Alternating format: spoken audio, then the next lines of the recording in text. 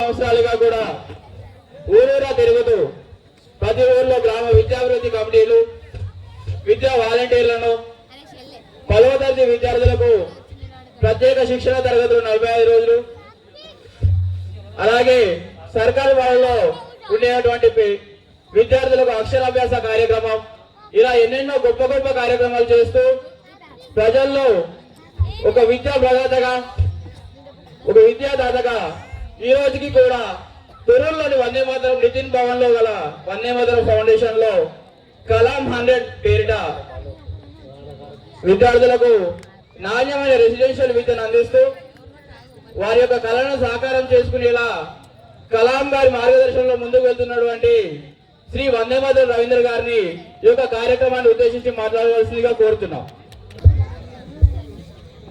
बोलो छत्रपति शिवाजी महाराज की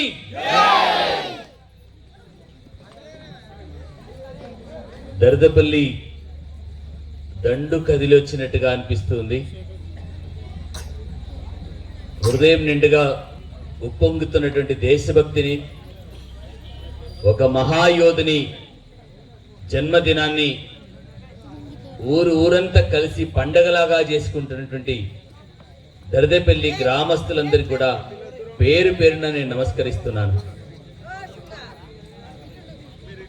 మీ ప్రయత్నం, మీ సంఘటన సమాజానికి ఒక గొప్ప సందేశాన్ని ఇవ్వబోతుంది. మీరు నిర్దేశించిన సమయానికి నేను చేరుకోవాలి, కానీ మహబూబ్నగర్ నాగర్ కర్నూలులో కూడా ఇలాంటి కార్యక్రమమే జరగడం వల్ల ఆ 2 కళాశాలలో కార్యక్రమం పూర్తి చేసుకొని రావడానికి నాకు కొంచెం ఆలస్యమైంది. ప్రేమతో నన్ను క్షమించాల్సిందిగా గ్రామ పెద్దల్ని, గ్రామస్తులందరినీ ప్రార్థిస్తున్నాను. ఈరోజు మనం ఇలా కూర్చున్నాం, మన ముఖానికి బొట్టు పెట్టుకున్నాం, మన గుడికి వెళ్తున్నాం, మన గ్రామంలో మన బొడ్రాయి ఉంది అని అంటే మన సంస్కృతికి, మన దేశానికి, మన ధర్మానికి భిక్ష పెట్టింది ఎవరు అని చెప్పేసి దేశ చరిత్రని వెతికి చూస్తే, ఒకవేళ గనుక ఈ మహాయోధుడు గనుక పుట్టి ఉండకపోతే భారతదేశం కూడా అరబ్బు దేశాలలో ఒక దేశంగా మిగిలిపోయేది. ఛత్రపతి శివాజీ మహారాజ్ మొఘలు సామ్రాజ్యం యొక్క కొమ్ములు ఇరిసి ఆ మదగజాల యొక్క తలలను పగలగొట్టేసేసి వాళ్ళ గుండెల్లో రైళ్లు పరిగెత్తించి మన దేశంలో రాజకీయ నాయకుడి కొడుకు రాజకీయ వారసుడైతాడు, ఎమ్మెల్యే కొడుకు ఎమ్మెల్యే అవుతాడు, ఎంపీ కొడుకు ఎంపీ అవుతాడు, మినిస్టర్ కొడుకు మళ్ళీ మినిస్టర్ కావడం కోసం ప్రయత్నం చేస్తాడు. ఛత్రపతి శివాజీ మహారాజ్కి ఆ రకమైనటువంటి రాజకీయ రాజరికపు చరిత్ర ఏమీ లేదు. ఒక సాధారణమైనటువంటి సైనికుని కొడుకు, షాజీ కొడుకు, తండ్రిలాగే తను కూడా ఒక సైనికుడిగా మారిపోయేవాడు. కానీ తల్లి, ఈ దేశం మొత్తం కూడా ఆ మహాతల్లి పాదాల మీద పడి ప్రణమిల్లాల్సిందే. నానా, ఈ దేశం బానిసత్వంలో మగ్గుతున్నది. ఒట్టు పెట్టుకొని ధైర్యంగా తిరగలేని దుస్థితిలో మనం ఉన్నాం. మన గుడికి, మన ధర్మానికి, మన సంస్కృతికి, మన తల్లులకి మాన ప్రాణ రక్షణ లేని దుస్థితిలో మనం ఉన్నాంరా. ఈ దేశాన్ని కాపాడుతావా అని చెప్పేసేసి పసిబిడ్డని పాలిస్తూ శౌర్యాన్ని, పరాక్రమాన్ని, దేశభక్తిని, ధర్మాన్ని, భారతాన్ని, భాగవతాన్ని, రామాయణాన్ని ఉక్కు పాలతో నూరిపోసినటువంటి జిజియా మాత బిడ్డ ఈరోజు ఛత్రపతి శివాజీ పుణ్యమే భారతదేశం యొక్క అస్తిత్వం, ఆత్మగౌరవం నిలబడగలిగింది. ఒకవేళ శివాజీ మహారాజు కనుక లేకపోయి ఉండుంటే ఔరంగజేబు కంకణం కట్టుకున్నట్టుగా ప్రతి ఆలయాన్ని విధ్వంసం చేశారు. అటు కాశీ ఆలయం కావచ్చు, కాశీ విశ్వనాథుడు ఉండబడినటువంటి ఆలయం కావచ్చు, మధుర కృష్ణ ఆలయం కావచ్చు, అయోధ్యలో నిన్నటి దాకా ఉండబడినటువంటి రామచంద్రుడి ఆలయం కావచ్చు. ఈ 3 ఆలయాలు మాత్రమే మనకు కనబడుతున్నాయి. కానీ వందల వేల ఆలయాలను విధ్వంసం చేసినటువంటి ఒక దుర్మార్గమైనటువంటి మొఘల్ సామ్రాజ్యాన్ని కూకటి వేళ్లతో కదిలించి పెకిలించినటువంటి మహాయోధుడు ఛత్రపతి శివాజీ మహారాజ్. ఒక సాధారణమైనటువంటి సైనికుడి కొడుకు, 18వ ఏటకి 14వ ఏటకి గుర్రమెక్కి నేను ఈ దేశాన్ని బతికిస్తాను, ఈ దేశాన్ని నిలబెడతాను, ధర్మాన్ని నిలబెడతాను, మరాఠా హిందూ సామ్రాజ్యాన్ని నిర్మాణం చేస్తానని చెప్పేసి శపథం చేసి, తల్లి పాదాల మీద శపథం చేసి దేశం యొక్క అస్తిత్వాన్ని, ఆత్మగౌరవాన్ని నిలబెట్టడం కోసం 18-20 ఏళ్లకే తన పౌరుషాన్ని, పరాక్రమాన్ని చూపిస్తూ ఒక్కొక్క గడిని, కోటను జయిస్తూ మొత్తం భారతదేశాన్ని 16-17 సంవత్సరాలు ఏకచక్రాధిపత్యంగా దేశాన్ని నడిపించి నిలబెట్టినటువంటి మహాయోధుడి యొక్క జన్మదినం ఈరోజు. ఇవాళ ఛత్రపతి శివాజీ మహారాజు లేకపోతే పాలకుర్తి ఆలయం ఉండేది కాదు, వల్మిడి ఆలయం ఉండేది కాదు, ఏ ఆలయం ఉండేది కాదు, ఏ తల్లి మెడల పుస్తలు ఉండేది కాదు. ఇవాళ మన ధర్మం, మన సంస్కృతి బతికిందంటే శివాజీ చేసినటువంటి త్యాగం, శివాజీ చేసిన పౌరుషం. శివాజీ మహారాజు దగ్గర ఉన్నటువంటి సైన్యం చాలా తక్కువ సైన్యం. 50,000 మొఘల్ సామ్రాజ్యం ఔరంగజేబు సైన్యం ఎక్కడ, శివాజీ దగ్గర ఉన్నటువంటి 5-6 వేల మంది సైన్యం ఎక్కడ. మన దేశం యొక్క దౌర్భాగ్యం, 78 సంవత్సరాలుగా శంభాజీ ఎవరో తెలియదు, శివాజీ ఎవరో తెలియదు, జిజామాత ఎవరో తెలియదు, తానాజీ మాల్సురు ఎవరో తెలియదు. ఆ శౌర్యం, ఆ పరాక్రమం, ఆ వీరత్వం, ఆ ధీరత్వం ఈ దేశానికి తెలిస్తే మళ్ళీ శివాజీలు పుడతారని చెప్పేసేసి మనకు అక్బర్ కథ నేర్పించారు, ఔరంగజేబు కథను పుస్తకాల్లో పెట్టారు. దౌర్బల్యంతో గొర్రె మెదడును తీసుకొచ్చి మన మెదడులో పెట్టే ప్రయత్నం చేశారు. వాస్తవికమైన చరిత్రని అబుల్ కలాం ఆజాద్ ఆ రోజు విద్యాశాఖ మంత్రిగా ఉంటే నిజంగా భారతదేశం యొక్క శౌర్యం ఏంటో తెలిస్తే, భారతదేశం యొక్క పరాక్రమం ఏంటో తెలిస్తే, భారతదేశంలో ఉండబడినటువంటి ధీరత్వం ఏంటో తెలిస్తే ఈ దేశంలో ఉప్పెనలాగా హిందుత్వం మేలుకుంటుంది, ఉప్పెనలాగా దేశభక్తి మేలుకుంటుంది. ఆ ఉప్పెనలో మనం అందరం కొట్టుకుపోతామని చెప్పేసి అక్బర్ కథను ముందు పెట్టారు, బీర్బల్ కథను ముందు పెట్టారు, ఔరంగజేబు కథను ముందు పెట్టారు, అఫ్జల్ ఖాన్ కథను ముందు పెట్టేసేసి మనందరం చేతగాని వాళ్ళం, అది అసలు మన రాజ్యమే కాదు, మనందరం బానిసత్వంలో ఉన్నాం. దేశాలు కొట్టుకుంటే ఇవాళ మనం నిలబడి మాట్లాడుకుంటున్నాం. ఇవాళ స్వేచ్ఛగా, స్వాతంత్రంగా మనం బతుకుతున్నామంటే దేశాలు ప్రపంచ దేశాలు మొత్తం కొట్టుకుంటే 1 కోటి మంది చచ్చిపోయారు. రెండవ ప్రపంచ యుద్ధంలో 2 కోట్ల మంది ప్రపంచవ్యాప్తంగా చనిపోయారు. భారతదేశంగా నిలబడడానికి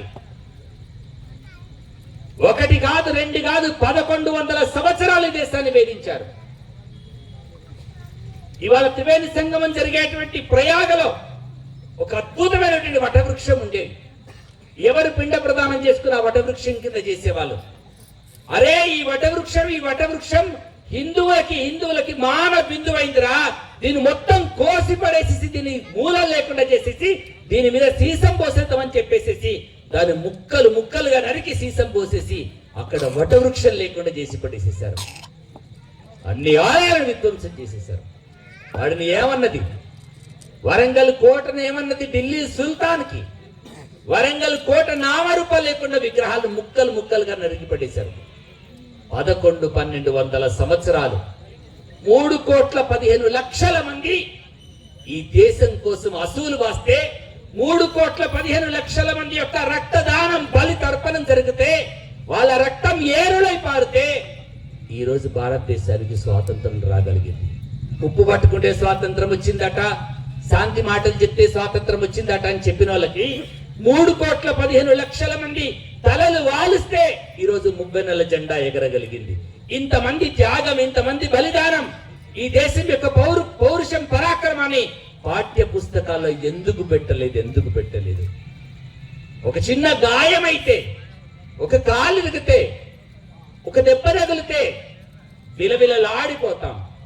40 రోజుల పాటు శంభాజీ ఛత్రపతి శివాజీ మహారాజ్ అనంతరం సంభాజీ రాజ్యాన్ని చేపట్టిన తర్వాత సంభాజీని దొరకబెట్టేసేసి సంభాజీ చిక్కట్లేదని చెప్పేసి కుతంత్రాలతో కుట్రలతో కుటుంబాన్ని చీల్చి ఔరంగజేబు సంభాజీని పట్టుకొని 40-45 నిర్బంధిస్తే రోజుకొక్క అవయవాన్ని కోస్తూ రోజుకొక అవయవాన్ని ఉప్పు కారం అద్దిస్తూ నువ్వు మతం మారు, మాకు సరెండర్ కా, నువ్వు మతం మారితే నువ్వు సరెండర్ అయితే నీకు రాజ్యం ఇస్తాం, ఈ దేశం ఇస్తామని చెప్పేసి ఆశలు పెడితే, అరే నువ్వు ఉప్పు రాయి, కారం రాయి, నరకు కొయ్యి, ఏమన్నా చెయ్యి, నేను మాత్రం నా దేశాన్ని వదిలిపెట్టను, నా ధర్మాన్ని వదిలిపెట్టను, నా శౌర్యాన్ని వదిలిపెట్టను, నా తాత ముత్తాతలు చుచ్చినటువంటి పౌరుష పరాక్రమాలని, నా తండ్రి యొక్క శౌర్యాన్ని పరాక్రమాన్ని నేను వదిలిపెట్టనని చెప్పేసి శపథం చేసి 40 రోజులు చిత్రహింసలు భరించిన మన జాతి యొక్క అస్తిత్వాన్ని నిలబెట్టడానికి, ధర్మాన్ని నిలబెట్టడానికి, సంస్కృతి నిలబెట్టడానికి ఛత్రపతి శివాజీ వారసుడైనటువంటి సంభాజీ త్యాగం చేసినటువంటి చావా ఇవాళ సినిమాకి వెళ్ళినటువంటి వాళ్ళు గుండెల విసిలా ఏడుస్తున్నారు. ఇంత భయంకరమైనటువంటి జీవితాన్ని గడిపారా? ఇక్కడున్న సోదరులందరికీ సందర్భంగా నేను రిక్వెస్ట్ చేస్తున్నాను. ప్రపంచ దేశాల్లో ఒక ధర్మానికి, ఒక మతానికి ఇబ్బంది కలిగితే ఆదుకోవడానికి అనేక దేశాలు ఉన్నాయి. ప్రపంచంలో ఏ ఇస్లాం దేశాన్ని ఆదుకోవడానికైనా అనేక దేశాలు ఉన్నాయి. భారతదేశంలో ఉన్న హిందువులకు ఆపదొస్తే ఆదుకోవడానికి ప్రపంచంలో ఏ దేశము లేదు. హిందూ మహాసముద్రం మాత్రమే దిక్కుంటుంది. మన ధర్మాన్ని కాపాడుకోవాలి, మన సంస్కృతిని కాపాడుకోవాలి, మన మూలాలను కాపాడుకోవాల్సినటువంటి అవసరం ఉంది. ఎంతమంది బలిదానం తర్వాత ఈ దేశానికి స్వాతంత్రం వచ్చిందో, ఎంతమంది బలిదానం తర్వాత దేశంలో ధర్మం, సంస్కృతి, శౌర్యం, పరాక్రమం నిలబడిందో. ఇవాళ దరిదేపల్లి యువకులు, దరిదేపల్లి గ్రామస్తులు, నేను మిమ్మల్ని నిండు మనసుతో అభినందిస్తున్నాను. మీరు చేసిన ప్రయత్నం, మీరు చేసిన త్యాగం, మీరు చేసిన సంకల్పం పాలకుర్తి నియోజకవర్గమే కాదు, జనగామ జిల్లాకి ఒక ఆదర్శాన్ని, ఒక అద్భుతమైనటువంటి పౌరుషాన్ని, ఒక చరిత్ర నిలబెట్టారు. ఈ చరిత్రని, ఈ పౌరుషాన్ని, ఈ ఆదర్శాన్ని, ఛత్రపతి శివాజీ మహారాజ్ యొక్క శౌర్యాన్ని జనగామ జిల్లాకి ఒక ఆదర్శవంతమైనటువంటి చరిత్రని ఇవ్వాలన్న దరిదేపల్లి గ్రామస్తుల యొక్క విజ్ఞతకి నేను నిండు మనస్సుతో నమస్కరిస్తున్నాను. ఇక్కడ ఏది మిగల్చలే, మన దరిదేపల్లి దండమ్మ తల్లి బొట్రాయిని పగలగొట్టారు, లింగాలను పగలగొట్టారు, గ్రామ దేవతల్ని, దండమ్మ తల్లి శిరస్సును ఎరగొట్టేస్తారు. ఏమన్నది వాణ్ణి? ఏ మతమైనా, ఏ ధర్మమైనా, ఏ కులమైనా సమాజం, భారతదేశం జీర్ణించుకోగలిగింది. అందరూ దర్గాలకు వెళ్తారు, అందరూ మసీదులకు వెళ్తారు, అందరూ చర్చిలకు వెళ్తారు, అందరూ వెళ్తారు. కానీ ఎక్కడ ఏ చర్చిని, ఏ దర్గాను, ఏ మసీదుని విధ్వంసం చేయలేదు. ఏం పాపం చేసింది? అన్ని భరించినటువంటి హిందుత్వం, హిందుత్వ యొక్క మూలాలని, గుడులని, దేవతలని చుట్టూ వేసుకుంటే పన్నా, ఒట్టు పెట్టుకుంటే పన్నువా, దేవుని పూజిస్తానంటే, అగరబత్తి వెలిగిస్తానంటే పన్ను వేస్తారా? కొబ్బరికాయ కొడతానంటే పన్ను వేస్తారా? ఒట్టు పెట్టుకోవడానికి వీల్లేదు, చుట్టు పెట్టుకోవడానికి వీల్లేదు, మెడలో తల్లులు పుస్తలు వేసుకోవడానికి వీల్లేదు. ఎవడికి దొరికినట్టుగా వాడికి గుళ్ళని, ధర్మాన్ని, సంస్కృతిని, ఇతిహాసాలని, విగ్రహాలు చెక్కేటువంటి శిల్పుల చేతులు నిలగొట్టినటువంటి ఒక దుర్మార్గమైనటువంటి సంస్కృతి. దరిదేపల్లి ఒక చరిత్ర అవుతాయి. మీరు ఏ గ్రామానికి వెళ్ళినా ఇరిగిపడినటువంటి విగ్రహాల ముక్కలు కనబడుతున్నాయి. ఎవరేమన్నారు? ఎందుకు చేశారు? ఒక క్రౌర్యం, ఒక నీచమైనటువంటి సంస్కృతి.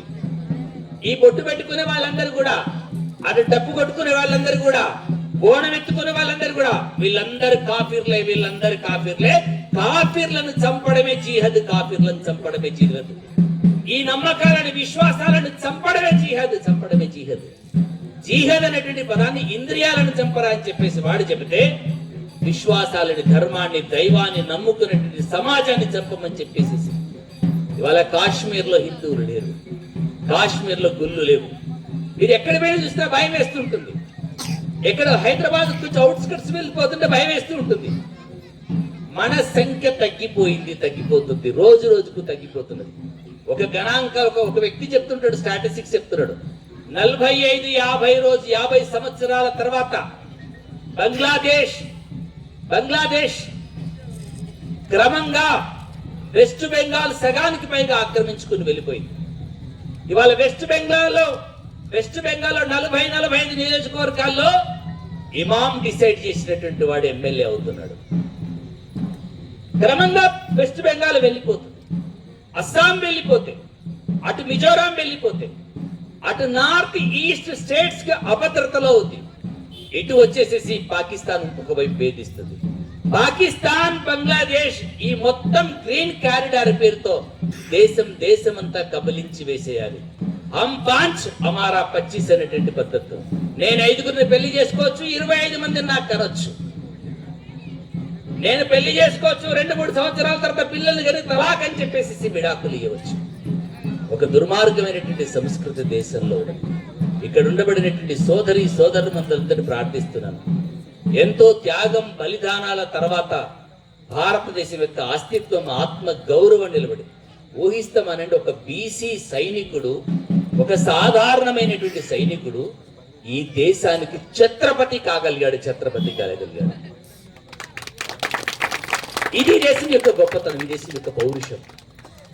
శివాజీ మహారాజ్ యొక్క త్యాగాన్ని, శివాజీ మహారాజ్ యొక్క ధర్మాన్ని, శివాజీ మహారాజ్ యొక్క పౌరుష పరాక్రమాన్ని రేపటి తరమైనటువంటి నవతరం యువతరానికి కనుక చెప్పగలిగితే, మన ధర్మానికి, మన సంస్కృతికి అనుగుణంగా రేపటి తరం తయారు కాగలిగితే, మన ధర్మం 4 కాలాల పాటు 4 కాళ్ళ మీద నిలబడడానికి అవకాశం ఉంటుంది.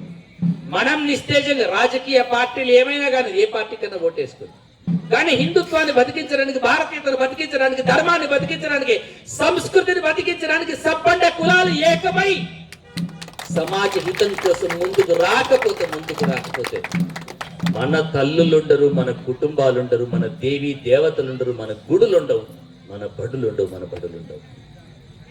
లక్షల సంఖ్యలో పెరిగిపోతుంది. హిందువులు 1000 మంది పెరిగినా ఎక్కడ ఎవరి గొంప తగలబెట్టే సందర్భాలు చరిత్ర ఎక్కడ లేదు. ఎవడిని దోచుకొచ్చిన సందర్భాలు లేవు. రోహింగ్యా గ్యాంగులుగా గ్రామాల మీద పడి అందిన కడికి దోచుకుంటూ వెళ్ళిపోతున్నారు. నిన్న మొన్నటి దాకా జరుగుతున్నటువంటిది అదే. ఇది ఫెన్సింగ్లు వేయండి, కంచెలు వేయండి, బిఎస్ఎఫ్ జవాన్లను పెట్టండి, ఏమన్నా పెట్టండి. ఒక్క హైదరాబాద్ టౌన్ లోనే 10-12 వేల మంది రోహింగ్యా గ్యాంగ్స్, వెస్ట్ బెంగాల్ నుంచి వచ్చినటువంటి వాళ్ళు, పాకిస్తాన్ నుంచి వచ్చినటువంటి వాళ్ళు, 10-12 వేల మంది ఎట్లా వస్తారు? లక్షలాది మంది వెస్ట్ బెంగాల్కి వచ్చేసారు. ఇవాళ ఎక్కడ పోయింది శివాజీ యొక్క శౌర్యం, శివాజీ యొక్క పరాక్రమం?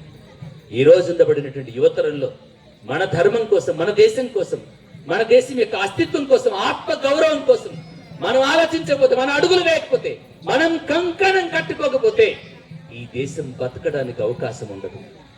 ఈ దేశం మళ్ళీ పరాయి చేతులకు వెళ్లే అవకాశాన్ని మనం ఇవ్వకూడదు. 1100-1200 సంవత్సరాలు హూనులు, షకానులు, మొఘలాయిలు, సుల్తాన్లు, డచ్ వారు, పోర్చుగీస్ వారు, బ్రిటిష్ వారు, ఆ తర్వాత దేశానికి స్వాతంత్రం రాగలిగింది. ఇంతమంది దేశాన్ని పీల్చి పిప్పి చేస్తే, సోమనాథు ఆలయంలో గజని దాడి చేస్తే 600 ఏనుగులు మోయగలిగినటువంటి బంగారు సంపదని వారు అరబ్ దేశాలకు తీసుకుని వెళ్ళిపోయాడు. 1-2 ప్రతి ఆలయాన్ని విధ్వంసం చేశారు, ప్రతి ధర్మాన్ని విధ్వంసం చేసేటువంటి ప్రయత్నం చేశారు. ఎక్కడన్నా హిందూ రాజు ఏ దేశం మీదనైనా దండయాత్ర చేసిన చరిత్ర ఉందా? ఎక్కడన్నా హిందూ రాజు ఏ ధర్మాన్నైనా తూలనాడిన సందర్భంలో ఉందా? ఒక అందమైనటువంటి యువతి, ఈ మొఘలాయి సామ్రాజ్యానికి సంబంధించినటువంటి మొఘలాయిలందరూ కూడా మనల్ని నాశనం చేస్తున్నారు, మనల్ని మీద యుద్ధం చేస్తున్నారు. ఒక మొఘలాయి స్త్రీ కనిపించింది, మహారాజ్ అందంగా ఉంది, తీసుకొచ్చి నీకు పెళ్లి చేస్తానని చెప్పేసి ఒక సైనికుడు ఆ స్త్రీని పట్టుకొస్తే, ఆ సైనికుడికి వార్నింగ్ ఇస్తాడు ఛత్రపతి శివాజీ మహారాజు. అక్రమంగా, అధర్మంగా ఒక స్త్రీ చెయ్యి పట్టుకోవడం తప్పురా, ఆ స్త్రీ మనకు ఆడబిడ్డ లాంటిది, సగౌరవంగా సారబోసి మళ్ళీ ఇంటికి పంపించారని చెప్పినటువంటి శీలవంతుడు, శౌర్యవంతుడు ఛత్రపతి శివాజీ మహారాజు. మీరు వెళ్ళండి, మీ భార్యను వదిలిపెట్టిపోండి, మీరు వెళ్ళిపోండి, మీ భార్యను మాకు ఇచ్చిపోండి అని చెప్పేసి మన ఇంటి గుమ్మాల ముందు రాస్తే మన శౌర్యం, మన ఆత్మ గౌరవం ఎక్కడుంటది? మీరు శ్రీనగర్కి వెళ్తే, జమ్మూ కాశ్మీర్కి వెళ్తే ప్రతి ఇంటి ముందు ఇలా రాస్తారా? ప్రతి ఇంటి ముందు ఇలా రాస్తారు. కాశ్మీర్ పండితుల్ని తరుముతే రోడ్డు మీదకి వచ్చి, హైదరాబాద్కి వచ్చి, ఢిల్లీకి వచ్చి బిచ్చగాలుగా చిప్పలు పట్టుకొని తిరిగిపోతున్నారు ఇవాళ. ఈ దుస్థితి కారణం ఏంటంటే ఎక్కడైతే మనం మన గురించి ఆలోచించలేకపోతామో, ఎక్కడైతే మన అస్తిత్వం గురించి ఆలోచించలేకపోతామో, ఎక్కడైతే మన సనాతన ధర్మం సంస్కృతి గురించి ఆలోచించలేకపోతామో అక్కడ మనకు అభద్రత ఉంటుంది. అందుకోసం శివాజీ ఇచ్చినటువంటి స్ఫూర్తితో, శివాజీ ఇచ్చినటువంటి ప్రేరణతో మన ధర్మం కోసం, మన సంస్కృతి కోసం సంఘటితం కావలసినటువంటి అవసరం ఉంది.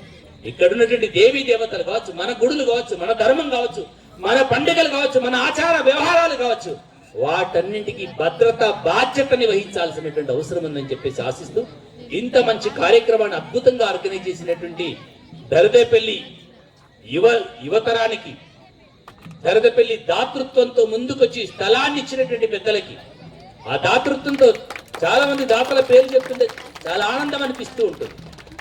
వాళ్ళెవరు శివాజీ వారసులేం కాదు, శివాజీ వారసులేవి కాదు, కానీ ధర్మానికి వారసులు, సంస్కృతికి వారసులు, ఒక సనాతనమైనటువంటి పౌరుషంతో కూడుకున్నటువంటి చరిత్ర నిలబెట్టినటువంటి ఆ స్థలదాత అయినటువంటి రాఘవరావు గారి కుటుంబానికి, రాఘవరావు గారికి నేను నిండు మనసుతో నమస్కరిస్తున్నాను. కృష్ణదేవ్ గారు, శ్రీ సిద్ధం కృష్ణదేవ్ గారు, మీ వంశం, మీ కుటుంబం సుమజ్వలంగా ఉంటుంది. ధర్మానికి, సంస్కృతికి, పౌరుషానికి ప్రతీకైనటువంటి ఛత్రపతి శివాజీ మహారాజుని దరదేపల్లిలో నిలబెట్టినటువంటి మీ ఔదార్యానికి నిండు మనసుతో నమస్కరిస్తూ, చాలా మంది దాతలు, సిద్ధం యుగంధర్ గారు, సుధా నరసయ్య గారు, సుధా సమ్మయ్య గారు, తాడెం రవి గారు, తాడెం సారే గారు, ఇమ్మడి సోమయ్య గారు, భూమళ్ళ దండయ్య గారు, ఇమ్మడి ప్రకాష్ గారు, ఇలా 10,000, చిట్యాల మధు గారు 10,000, గూడ రాఘవులు గారు 1,000 రూపాయలు, అనేక మంది దాతలు 10,000, అనేక మంది దాతలు పేరు పేరున నేను మనవాన్ని అడుగుతున్నాను.